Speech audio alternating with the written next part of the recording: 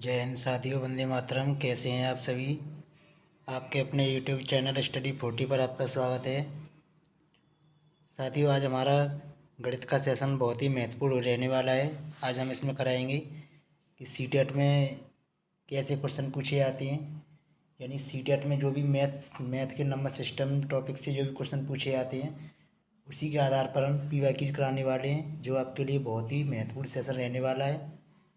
इसी के साथ ही साथ जो स्टूडेंट बीटीसी में स्टडी कर रहे हैं या फिर अदर किसी कंपटीशन एग्ज़ाम की तैयारी कर रहे हैं, जिसमें मैथ सेक्शन से क्वेश्चन आते हैं, कुछ क्वेश्चन उनको भी सम्मिलित किया गया है इसमें। लेकिन सेशन को स्टार्ट करने से पहले मैं चाहूँगा कि हमारे इस चैनल को लाइक और सब्सक्राइब कीजिए तथा अपने दोस्तों के साथ शेयर भी कीजिए, जिससे ज़्यादा से ज़्यादा लोगों को फ़ायदा इसका मिल सके। देखते हैं दोस्तों, चलते हैं आज के इस सेशन पर। आज का सेशन बहुत ही महत्वपूर्ण रहने वाला है। देखते हैं पहला क्वेश्चन दिया गया है 2/3 यानी 2/3 में कितने 1/6 हैं। पहला क्वेश्चन ये पूछा गया 2/3 में कितने 1/6 हैं। ये क्वेश्चन आपका कोई भी कंपटीशन एग्जाम है जिसमें मैथ सेक्शन आता है, किसी यानी हर एग्जाम में ये क्वेश्चन पूछने की संभावना रहती है, और सीटेट के लिए तो महत्वपूर्ण है ये। तो इसमें देखेंगे इसे करना कैसे है, यानी कि 2/3 में कितने 1/6 हैं, ये हमें देखना है इसमें। तो क्या करना है, 2/3 यानी कि 2/3 में कितने 1/6 हैं, इसका मतलब 1/6 का इसमें डिवाइड करना है। 1/6 का डिवाइड करना है इसमें। तो क्या करेंगे, डिवाइड करने पर क्या होता है, यानी कि 2/3 का 2/3 रहेगा यहाँ पे,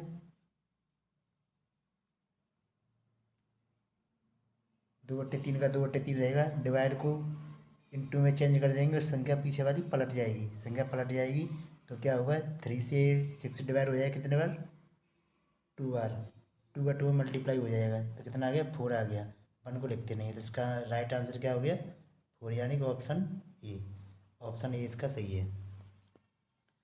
नेक्स्ट क्वेश्चन है, कक्षा 3 का एक बच्चा है जो 482 पढ़ता है, यानी कि पढ़ता सही है 482, लेकिन लिखने में गलती करता है। लिखने में क्या क्या करता है, 40082, यानी कि 482 इस तरह लिखता है ये, यानी गलत लिखता है।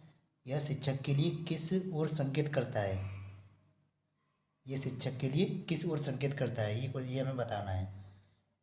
तो पहला ऑप्शन है, बच्चा संख्या की अभिव्यक्ति के लिए विस्तारित रूप और लघु रूप से भ्रमित है, यानी भ्रमित होना, ये क्या नेगेटिव पॉइंट आ जाता है, तो ये इसका ऑप्शन नहीं होगा।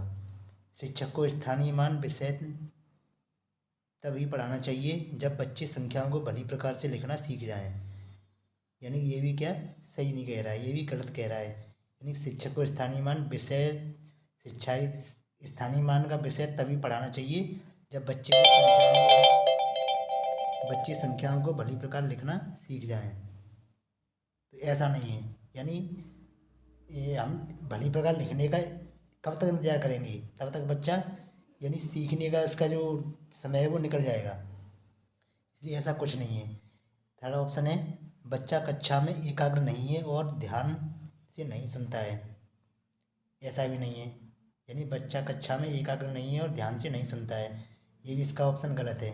बच्चा ध्यान से सुनता है लेकिन उसे स्थानीय मान की समझ स्थापित नहीं कर पाया है, यानी कि इसका ऑप्शन डी सही हो जाएगा। यानी कि बच्चा ध्यान से सुनता है लेकिन क्या है, उसे स्थानीय मान, जो भी स्थानीय मान होता है, स्थानीय मान की उसे समझ नहीं है, स्थानीय मान की समझ स्थापित नहीं कर पाया है, इसलिए वो क्या है, पढ़ता तो सही है 482, लेकिन लिखने में मिस्टेक कर देता है। 400 को पूरे फुल में 400 लिख देता है, इसकी क्या मिस्टेक हो जाती है ये। इसका ऑप्शन राइट ऑप्शन हो जाएगा डी। देखते हैं इसके बाद नेक्स्ट Clear.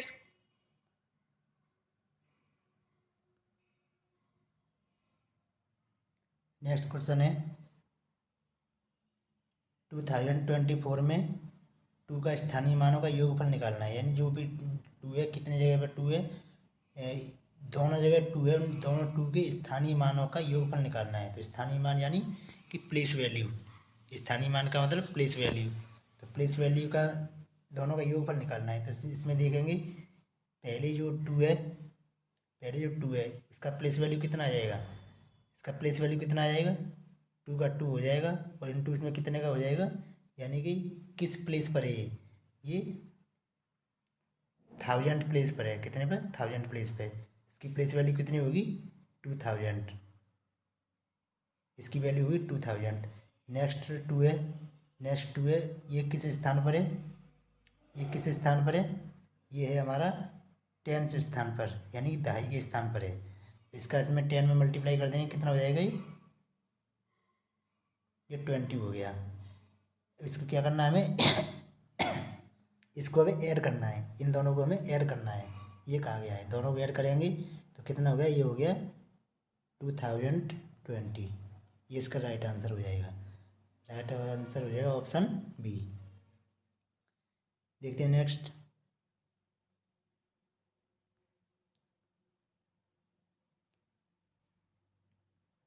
नेक्स्ट है एक संतरे का मूल्य 2.50 यानी 2.5 रुपये है, 2.5 रुपये में एक संतरा आता है, तो 3.5 दर्जन संतरों का मूल्य कितना होगा, यानी एक संतरे का मूल्य दिया गया है 2.50 रुपये, एक संतरे का मूल्य दिया है 2.50 रुपये, तो 3.5 दर्जन संतरों का मूल्य कितना होगा ये हमें ज्ञात करना है। तो देखते हैं इसे।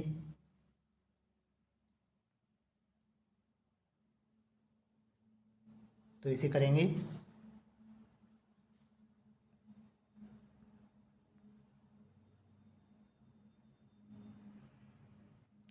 यानी कि ये दिया गया है, एक संतरे का मूल्य दिया गया है, यानी कि एक संतरे का मूल्य कितना दिया गया है, एक क्या दिया है 2.50 यानी 2.5 रुपये, एक संतरे का मूल्य दिया गया है 2.50 रुपये।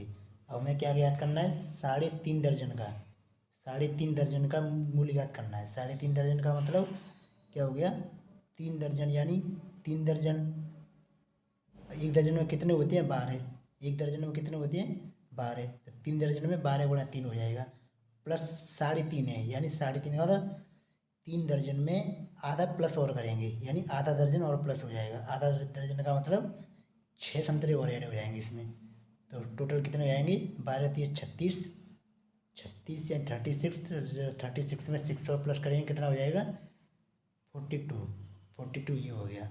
लेकिन इसमें एक का मूल्य कितना दिया गया है, एक का मूल्य दिया गया है 2.50, ऐसे ही 42 संतरों का मूल्य कैसे निकालेंगे, इसमें एक का मूल्य दिया गया है, इसका हमें मल्टीप्लाई करना है, इसका हमें मल्टीप्लाई करना है इसमें, ये आंसर आ जाएगा इसमें। तो मल्टीप्लाई करने के लिए क्या करेंगे, पॉइंट को पहले छिपा देंगे और 25 से इसे मल्टीप्लाई कर देंगे, तो कितना हो जाएगा 25 दूनी 50 ये हो जाएगा, और 105 ही हो जाएगा, 25 चौका 100 और 5 हासिल 105, इसमें पॉइंट एक अंक आ गया, पॉइंट है तो पॉइंट लगा दिया, ये इसका आंसर आ गया 105 रुपये, कितना आ गया 105 रुपये, यानी कि 3.5 दर्जन संतरे खरीदने में 105 रुपये खर्च होंगे। देखते हैं इसका ऑप्शन।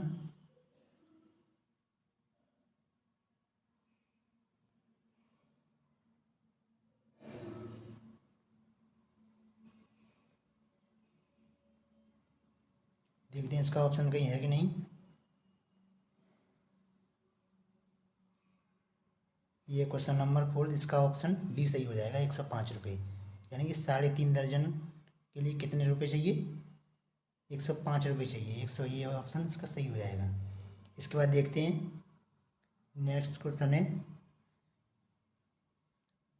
शैलजा विभिन्न तरीकों से संख्या को व्यक्त कर सकती है, यानी शैलजा क्या है निम्न तरीके से संख्याओं को व्यक्त कर सकती है, जैसे 4 को 2+2 लिख सकती है, अथवा 4 को 1+3 भी लिख सकती है, ऐसे कुछ भी संख्या वो लिख सकती है।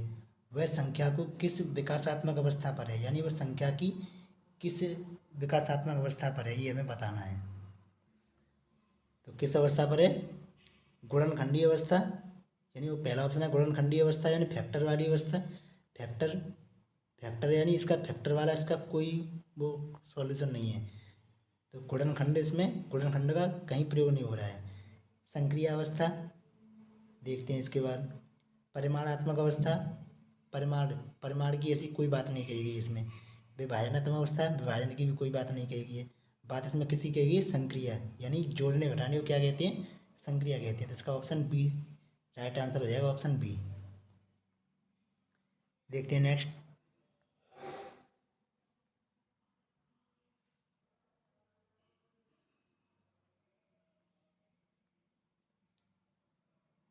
नेक्स्ट क्वेश्चन है कक्षा 5 के विद्यार्थी समस्या, जो समस्या दी गई है 1/2 डिवाइड बाई 1/3, ये समस्या दी गई है, इसको सही तरीके से हल कर सकते हैं। यानी कक्षा 5 का कोई विद्यार्थी है वो इस समस्या को, इस भिन्न को सॉल्व कर सकता है, लेकिन वे इस समस्या का हल नहीं निकाल सकता है कि आधे केक में कितने 1/3 केक के टुकड़े हैं, इसको नहीं निकाल पा रहा है। यानी कि उसको ये भिन्न हमने दे दी तो इसको तो सॉल्व कर रहा है, वो इसका आंसर सही निकाल देगा, लेकिन हमने इसी तरह ही, इसका मतलब ये क्या 1/2 आधा हो गया, ये 1/3 यानी एक तिहाई हिस्सा हो गया। अब इसी को हमने अपनी भाषा में, अपनी लैंग्वेज में ऐसे बताया कि यानी थ्योरी में बता दिया उसे कि आधे केक में कितने 1/3 केक के टुकड़े हैं, तो इसका क्या कारण है, यानी इसे नहीं कर पा रहा है वो, तो इसका कारण क्या है, क्यों नहीं कर पा रहा है। यानी कि भिन्नों पर संक्रियाएं बिना संदर्भीकरण और भाषा सहायता पढ़ाई गई हैं। यानी जो भी भिन्नों पर संक्रियाएं हैं वो क्या है, बिना संदर्भ के और बिना भाषा की पढ़ाई गई हैं। अच्छा, देखते हैं इसके बाद। विद्यार्थी इन दो समस्याओं की गणितीय तुल्यता को समझने के योग्य नहीं है, ये क्या नेगेटिव पॉइंट है, नेगेटिव पॉइंट पहले से ही गलत हो जाता है, यानी योग्य नहीं है। यानी कोई विद्यार्थी ऐसा नहीं है कि योग्य नहीं हो, यानी योग्य नहीं है तो योग्य बनाना पड़ता है, तो योग्य तो सब होते हैं। इसके बाद विद्यार्थी का भाषा विकास बहुत खराब है, खराब, ये खराब शब्द है, इसका मतलब ये क्या नेगेटिव पॉइंट है। समस्या कक्षा 5 के लिए उच्च कठिनाई स्तर की है, कठिनाई स्तर की, ये क्या है, ये भी नेगेटिव पॉइंट आ गया, ये भी ऑप्शन गलत हो जाएगा। राइट ऑप्शन कौन सा हो जाएगा, राइट ऑप्शन ए हो जाएगा। देखते हैं नेक्स्ट।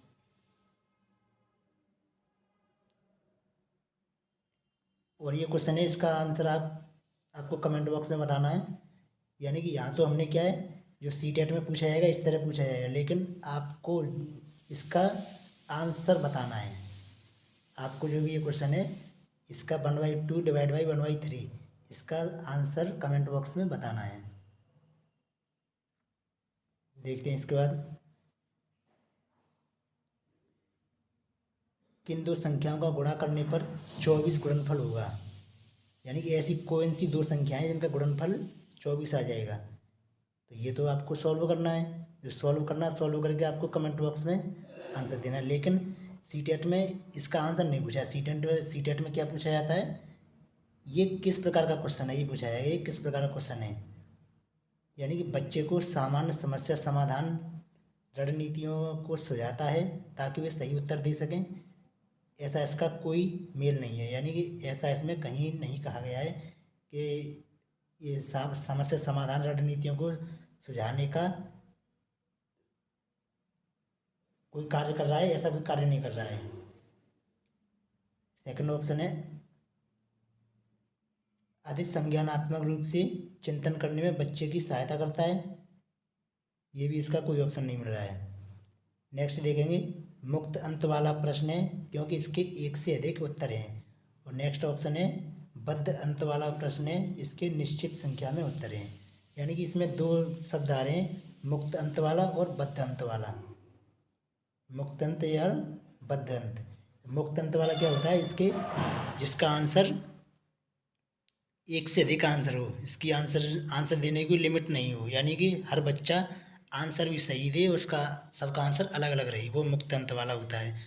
और बद्ध अंत वाला क्या होता है, जो सही बच्चा बताएगा वो एक जैसा ही बताएगा, कितने भी बच्चे सही बताएं उसका आंसर एक जैसा ही रहेगा, वो कैसा होता है, बद्ध अंत वाला होता है। तो ये कैसा क्वेश्चन है, यानी दो संख्याओं का गुणनफल करने पर 24 से होता है, तो कैसा क्वेश्चन है ये मुक्त अंत वाला है। मुक्त अंत का मतलब इसमें हमने देखेंगे 2 × 12, ये भी हो जाएगा, ये भी 24 हो जाएगा, 3 × 8, ये भी हो जाएगा 24। यानी कि ये कहोगे इसमें कुछ कॉमन है, जैसे 8 × 3, ये भी हो जाएगा। ये कहो इसमें कोई लिमिट आ जाएगी, लिमिट नहीं है, इसमें लिमिट इसलिए नहीं है, यहाँ पे हम संख्या माइनस की भी ले सकते हैं, संख्या माइनस की भी ले सकते हैं कुछ भी। माइनस की संख्या लेंगे, इनका मल्टीप्लाई कर देंगे, ये भी क्या 24 ही होगा। या फिर इसको भिन्न के रूप में भी ले सकते हैं, इसको हम भिन्न के रूप में भी ले सकते हैं, जैसे 1/2 इंटू 48, इसका हम मल्टीप्लाई करेंगे तो ये भी क्या डिवाइड होकर ये भी 24 आ जाएगा। तो कैसे भी कर सकते हैं, कुल मिला के ये है, इसका आंसर कोई निश्चित नहीं है। निश्चित मतलब इसका किसी भी तरह से कहीं से भी कैसे भी इसका आंसर आ जाएगा। इसलिए कैसा है ये मुक्त अंत वाला प्रश्न है। ऑप्शन राइट ऑप्शन आ जाएगा सी। देखते हैं नेक्स्ट। 50 को आधे से विभाजित करो तथा 20 जोड़ो, इसमें से 35 घटाओ, तुम्हें क्या प्राप्त होगा। यानी ये कह रहा है 50 को आधे से तो विभाजित करना है, 50 को आधे से विभाजित करना है और फिर 20 जोड़ना है, ऐड करना है, फिर 35 घटाना है, तो क्या प्राप्त होगा। कैसे करोगे इसे, देखते हैं इसे।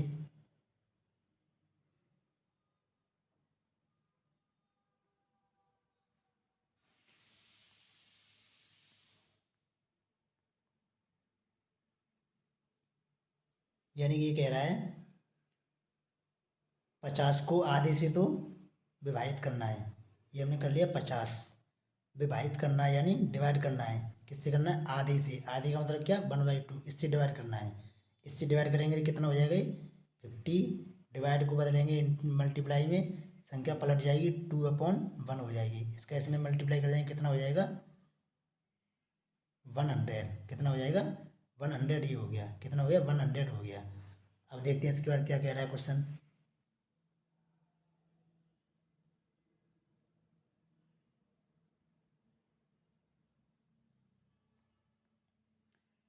क्वेश्चन कह रहा है इसके बाद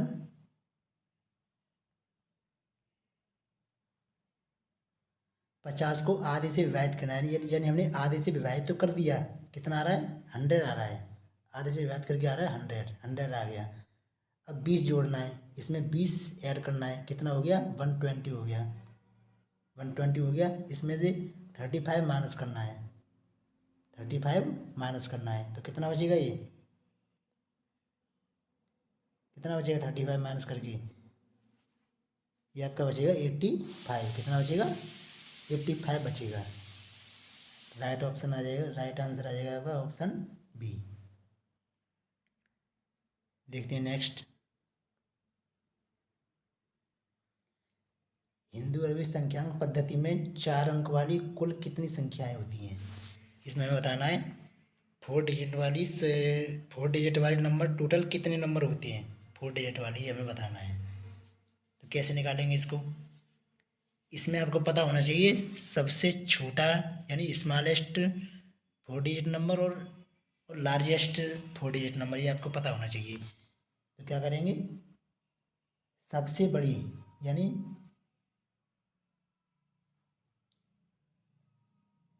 4 अंक की सबसे बड़ी संख्या में से 4 अंक की सबसे छोटी संख्या को माइनस कर देंगे। 4 अंक की सबसे बड़ी संख्या में 4 अंक की सबसे छोटी संख्या माइनस कर देंगे, उसके बाद +1 करना है, तब आंसर आएगा। यानी इसे माइनस करेंगे, कितना बचेगा, ये आ जाएगा 8999, ये माइनस करके इतना आ गया। लेकिन ये आंसर नहीं है, आंसर वैसे ऑप्शन में आपको ये भी दिख रहा है, लेकिन आपने ये इसमें टिक कर दिया, तो क्या आपका 1 नंबर यानी ये क्वेश्चन आपका गलत हो जाएगा। तो क्या करना है, ये तो सम्मिलित है इसमें, ये 1000 क्या है, इसमें सम्मिलित है, इसलिए क्या करना है, इसे माइनस तो हमने कर दिया, लेकिन क्या है इसमें +1 भी करना है। +1 करेंगे तो कितना हो जाएगा, ये हो जाएगा 9000।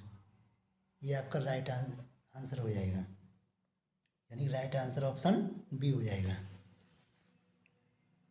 देखते हैं नेक्स्ट।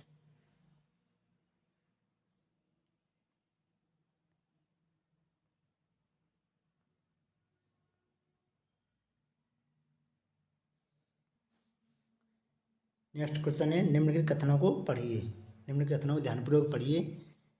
ये कह रहा है सभी प्राकृत संख्याएं पूर्ण संख्याएं होती हैं।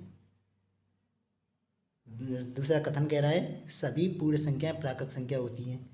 अब इसमें हमें दिख रहा है सभी प्राकृत पूर्ण पूछा गया है, फिर इसका उल्टा कर दिया है, पूर्ण प्राकृत में पूछा गया है। तो इसमें इतना तो क्लियर है कि एक सही होगा एक गलत होगा। इतना तो क्लियर है इन दोनों में से कोई सा एक सही होगा एक गलत होगा, लेकिन ये पहचानो कौन सा सही होगा कौन सा गलत होगा। और ध्यान करो, जब हमने ये आपकी नेचुरल नंबर और होल नंबर यानी प्राकृत संख्याएं और पूर्ण संख्या जब पढ़ाया था चैप्टर हमने, तब उसमें अच्छी तरह हमने क्वेश्चन करवा दिया। ये क्वेश्चन एग्जाम्पल में करवाया भी था। जिसने क्लास ली होगी उन्होंने वो आंसर इसका बता देंगे आसानी से। तो क्या सभी प्राकृत संख्या पूर्ण संख्या होती हैं, यानी सभी प्राकृत संख्या पूर्ण संख्या होती है, ये ऑप्शन सही है। पहला ऑप्शन क्या है, यानी पहला कथन सही है। और सभी पूर्ण संख्याएं प्राकृत संख्या होती हैं। जब इसका उल्टा हो गया तो ये नहीं होती हैं। क्यों नहीं होती हैं? क्योंकि पूर्ण संख्या में हमारा जीरो भी आ जाएगा और प्राकृत संख्या में जीरो नहीं आता है। प्राकृत में जीरो नहीं आता है, इसलिए क्या है, जीरो एक ऐसी संख्या है जो पूर्ण संख्या में तो आता है लेकिन प्राकृत संख्या में नहीं आता है। इसलिए एक से लेकर एक दो तीन चार पाँच छः जो भी संख्याएं होंगी वो सब क्या है, प्राकृत संख्या के साथ साथ पूर्ण संख्या तो हैं, लेकिन क्या है, जीरो हमने ले लिया तो जीरो पूर्ण संख्या होने के साथ साथ ये प्राकृत संख्या नहीं है। इसलिए इसका ऑप्शन कौन सा हो जाएगा राइट? ऑप्शन ए राइट हो जाएगा, क्योंकि फर्स्ट कथन सही है और सेकंड गलत है। इस तरह क्वेश्चन पूछे जाते हैं सीटेट में। देखते हैं नेक्स्ट। इसका भागफल याद करना है। ये क्वेश्चन दिया गया है, इसका हमें भागफल याद करना है। तो भागफल कैसे याद करेंगे इसका? यानी कि ये दिया है माइनस का 38 और डिवाइड बाई दिया है। डिवाइड को चेंज करेंगे इसमें मल्टीप्लाई में चेंज कर देंगे। तो इसके किया कि ये क्या होगा, ये संख्या अपॉन में आ जाएगी बट्टे में, यानी कि ये अपॉन में बट्टे में आ जाएगी माइनस का 19। माइनस से माइनस कैंसिल हो जाएगा, 19 से 38 डिवाइड हो जाएगा कितने बार, 2 बार। ये इसका आंसर आ गया 2। लेकिन क्या है, अपॉन में 2 और है, अपॉन में 2 और है, इसके 2 से 2 डिवाइड कर देंगे कितना आ जाएगा, 1 आंसर आ जाएगा इसका। राइट ऑप्शन हो जाएगा बी। निम्नलिखित में से कौन सी संख्या 7 से विभाजित है? कौन सी संख्या 7 से विभाजित है? तो हमने विभाजिता का नियम कराई थी। तो सबसे पहले इससे जब 7 से विभाजिता का नियम देखेंगे तो हमें सबसे पहले क्या करना है, यानी 7 से विभाजिता अगर नहीं है, हमें नहीं नेगेटिव पूछा है, कौन सी संख्या 7 से विभाजित नहीं है। इसका मतलब 4 ऑप्शन दिए गए, इन चारों में से क्या करना है, 3 ऑप्शन तो ऐसे होंगे जो 7 से विभाजित होंगे और एक ऑप्शन ऐसा होगा जो 7 से विभाजित संख्या नहीं होगी। तो जो नहीं है वही हमें पहचान करनी है। तो कैसे पहचान करेंगे इसकी? अब इसमें देखेंगे जो सबसे छोटी संख्या होगी उससे पहले लेते हैं, उससे पहले जांच करेंगे। ऐसे क्वेश्चन में हमेशा छोटे ऑप्शन से जांच करते हैं। तो छोटे ऑप्शन में क्या दिया गया है, 23 यानी ये संख्या दी गई है 23 ये दी गई है। इसमें हमें जांच करनी है 7 की। तो 7 की जांच कैसे करती हैं, यानी इकाई के अंक का 2 गुना। ध्यान करो जो हमने कराया था, इकाई के अंक का 2 गुना यानी 6, 3 का 2 गुना 6 को हमें जो शेष बची संख्या, इस शेष बची संख्या में से हमें माइनस करना है, इसमें से माइनस करना है। तो कितना बचेगा, ये बचेगा 6 यहाँ आ गया और इसके बाद 2 यहाँ आ गया और इसके बाद क्या आ जाएगा, 2 का 2 आ गया, यानी ये इतना बचा। लेकिन एक बार में ये नहीं हो पा रहा है, दोबारा फिर यही क्रिया करेंगे। फिर क्या करना है, फिर वही इकाई के अंक का 2 गुना, इकाई के अंक का 2 गुना यानी 6 का 2 गुना कितना हो जाएगा, 12। ये हमें किस में से माइनस करना है, जो शेष बची संख्या इसमें से माइनस करना है, 22 में से, इसमें से माइनस करना है। तो क्या करेंगे, माइनस करने पर कितना आ जाएगा, ये आ जाएगा 10। कितना आ जाएगा, 10 आ जाएगा। लेकिन हमें यहाँ पे दिखाई दे रहा है 10 क्या है, ये 7 से डिवाइड नहीं होगा। जब ये 7 से डिवाइड नहीं हो रहा है, इसका मतलब संख्या भी 7 से डिवाइड नहीं होगी। यदि यहाँ पर कोई संख्या ऐसी बचती है 7 या 7 से डिवाइड वाली संख्या कोई बचती तो ये संख्या 7 से डिवाइड हो जाती। इसका मतलब हमें पहले ऑप्शन से ही मिल गया आंसर। राइट ऑप्शन हो जाएगा इसका सी, 23। नेक्स्ट क्वेश्चन है,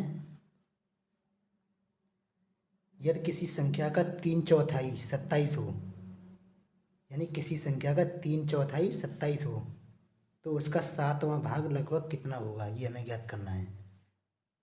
कैसे ज्ञात करोगे, यानी किसी संख्या का 3/4 27 हो, 27 है। इसका मतलब पूरी संख्या हमने मान ली एक, पूरी संख्या क्या मान ली, एक मान ली। ये कह रहा है इसका 3/4 यानी कि 1 का 3/4 हिस्सा, 1 का 3/4 हिस्सा कितने के बराबर है, ये आपका 27 के बराबर है, 27 के बराबर है। तो हमें 1 की वैल्यू निकालनी है, तो 1 की वैल्यू निकालने के लिए क्या करेंगे, इनका पक्षांतर कर देंगे, यानी डिवाइड वाली बट्टे वाले 4 गुणा में चले जाएंगे इधर, और 3 डिवाइड में आ जाएंगे। इसका यानी 1 की हमें वैल्यू निकालनी है, तो 1 की वैल्यू कैसे निकालेंगे, 27 में इस 4 का तो मल्टीप्लाई हो जाएगा और 3 का डिवाइड हो जाएगा। 3 से डिवाइड कर देंगे 27 में, कितना हो जाएगा 9 बार। 9 का इसमें मल्टीप्लाई करेंगे, 9 चौक कितना हो गया, यानी 1 की वैल्यू आएगी 36। 1 की वैल्यू कितनी आएगी, 36 आएगी। ये 1 की वैल्यू आएगी। अब क्या पूछा है, उसका 7वां भाग लगभग कितना होगा, यानी पूरी 1 की वैल्यू कितनी आएगी, 36 आएगी। इसका 7वां भाग पूछा है, यानी 36 में 7 का डिवाइड कर देंगे, तो लगभग में पूछा है। इसका मतलब पॉइंट में आंसर आएगा, लगभग का मतलब किसके नज़दीक है। तो इसमें देखेंगे डिवाइड करना पड़ेगा, 7 5 35 हो गया। फिर पॉइंट में कुछ मान आएगा, जो भी आएगा पॉइंट में आएगा। हमें क्या लगभग पूछा है, तो लगभग कितना आ गया 5। तो ऑप्शन कहाँ है इसका 5, ये ऑप्शन राइट ऑप्शन हो जाएगा ए। राइट ऑप्शन इसका ये हो गया, 5 आंसर आ जाएगा इसका। नेक्स्ट है इसके बाद, किसी संख्या में 51 से भाग देने पर शेष 36 है, यानी 51 से भाग दिया जाए, 51 से भाग दिया जाता है किसी संख्या में, तो शेषफल यानी रिमाइंडर 36 आता है, 36। तो उसी संख्या में 17 से यानी 17 से भाग देने पर कितना शेष होगा। इस तरह का क्वेश्चन आता है तो हमें क्या करना चाहिए, इस तरह के क्वेश्चन में हमें ये देखना है इसका मल्टीपल है ये, यानी कि जो हमें पूछा गया है 17 का डिवाइड इसमें हो रहा है, 51 में नहीं हो रहा है, यानी इसका डिवाइड इसमें हो रहा है 51 में। तो इसका मतलब हमें फिर क्या करना है, जो रिमाइंडर बच रहा है इसमें डिवाइड करना है। इसका जो 17 का हमें किस में, इस रिमाइंडर में डिवाइड करना है 36 में। तो क्या करेंगे, 17 का 36 में डिवाइड करेंगे, कितना हो जाएगा, ये 2 बार चला जाएगा। 17 2 या कितना हो जाएगा 34 हो जाएगा। ये कितना 36 है, तो कितना बचेगा रिमाइंडर, 2 बचेगा। कितना बचेगा, 2 बचेगा। राइट आंसर आपका हो जाएगा option A. Option A right हो जाएगा। देखते हैं नेक्स्ट। नेक्स्ट क्वेश्चन है 11 इकाइयाँ 11 दहाइयाँ और 11 सैकड़े बराबर हैं। 11 इकाइयाँ 11 दहाइयाँ 11 सैकड़े बराबर हैं, यानी कि हमें इनकी वैल्यू निकालनी है। 11 इकाई 11 दहाई और 11 सैकड़े, यानी 11 यूनिट्स और 11 टेंस और 11 हंड्रेड। इनको हमें ऐड करके इसका मान कितना आएगा, क्या आएगा, ये आपका होमवर्क है। ये आपको कमेंट बॉक्स में इसका आंसर देना है। जो भी स्टूडेंट देख रहे हैं सभी को इसका कमेंट बॉक्स में आंसर देना है। हम भी देखेंगे आपकी कितनी तैयारी है, कितना कर रहे हो, उसी हिसाब से हम आपको आगे टॉपिक कराएंगे। तो साथियों, ये रहा हमारा आज का सेशन। आज की क्लास कैसी लगी हमारी कमेंट बॉक्स में ज़रूर बताएं। साथ ही साथ हमारे चैनल को लाइक और सब्सक्राइब करें तथा अपने बेल आइकन को ऑल पर क्लिक कीजिए, जिससे कि सभी क्लासों का टाइम से नोटिफिकेशन आपके पास पहुंचता रहे। फिर मिलेंगे अगली क्लास में, तब तक के लिए जय हिंद, वंदे मातरम।